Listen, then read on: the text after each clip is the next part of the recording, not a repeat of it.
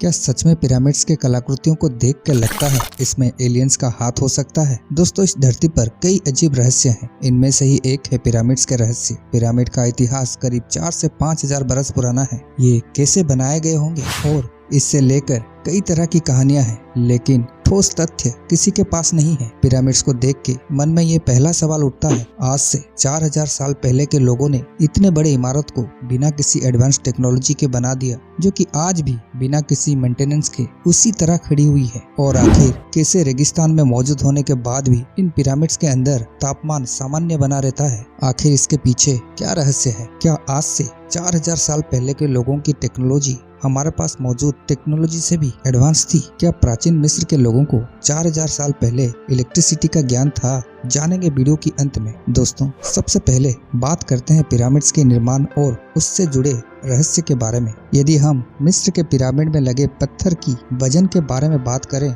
तो उस पत्थर का वजन लगभग 2 टन से लेके 7 टन तक है, और इतना भारी वजन को आज की हेवी टेक्नोलॉजी वाले क्रेन भी उठा नहीं सकती। और कैसे उस समय लोगों ने केवल हाथों से ही इन पिरामिड्स को बना दिया होगा। इसे तो सिर्फ ये लगता है कि उनके पास आज के हिसाब से काफी एडवांस टेक्नोलॉजी थी, या तो किसी दूसरे ग्रहों से आए एलियंस ने पिरामिड्स बनाने में इंसानों की मदद की थी। इसके बारे में हम आगे जानेंगे। हर चीज के पीछे कोई ना कोई वजह जरूर होती है, तो आखिर इन पिरामिड्स को क्यों बनाया गया होगा? ये सवाल भी हमारे दिमाग में आता है, जिसका सीधा जवाब यही मिलता है कि प्राचीन मिस्र के लोग मरने के बाद राजा, महाराजा और अन्य लोगों को जलाते नहीं थे। एक प्रकार के रसायन लगाकर ताबूत में बंद करके इन पिरामिड्स में रख देते थे, जिन्हें मम्मी कहा जाता था। गीजा का महान पिरामिड, यहाँ के राजा कुफू की कब्र बनी जाती है। लेकिन हैरान करने वाली बात यह है कि आज तक इन पिरामिड्स को लेके जो भी खोज हुई है, उनमें से किसी भी मम्मी का पता नहीं चला। ये वजह भी इन पिरामिड्स को बनाने पर सवाल खड़ा करती है। दोस्तों,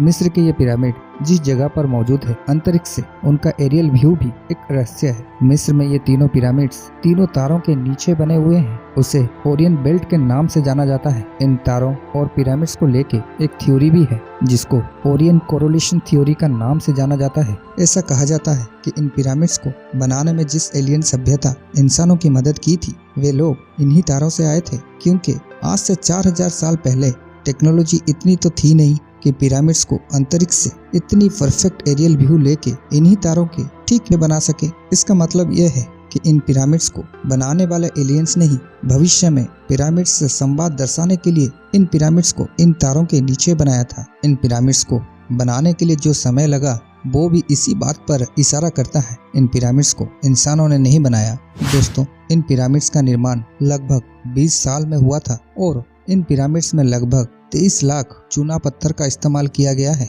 और इस हिसाब से देखा जाए तो इन पिरामिड्स को बनाने वाले इंसान के पास 3 मिनट से भी कम, जो कि इंसान के लिए पॉसिबल ही नहीं है। दोस्तों, गीजा का पिरामिड रेगिस्तान में बना हुआ है, जहां गर्म हवा का चलना आम बात है। लेकिन उसका बिल्कुल उल्टा, पिरामिड्स के अंदर तापमान हमेशा 20 डिग्री ही बना रहता है, जो कि एक हैरान करने वाली बात है। अगर आप पृथ्वी का ज्योग्राफिकल सेंटर पॉइंट निकालें तो वो जगह देखकर आप हैरान हो जाएंगे, क्योंकि ये कोई और जगह नहीं है, बल्कि वही जगह है जहां ये पिरामिड्स बना हुआ है। मतलब ये कोई इत्तेफाक तो नहीं हो सकता। ये पिरामिड उसी जगह मौजूद है, जबकि उस समय के लोगों को पृथ्वी का केंद्र तो क्या, पृथ्वी के आकार के बारे में सही जानकारी तक नहीं थी। हमने अभी तक जिन सारी बातों के बारे में बताया, उससे पिरामिड्स निर्माण के ऊपर बहुत सारे सवाल खड़े होते हैं, और 2 ही चीज सामने निकल कर आती है। या इन पिरामिड्स को एलियंस के द्वारा बनाया गया है, या तो फिर प्राचीन मिस्र के लोगों के पास आज से ज्यादा एडवांस टेक्नोलॉजी मौजूद थी।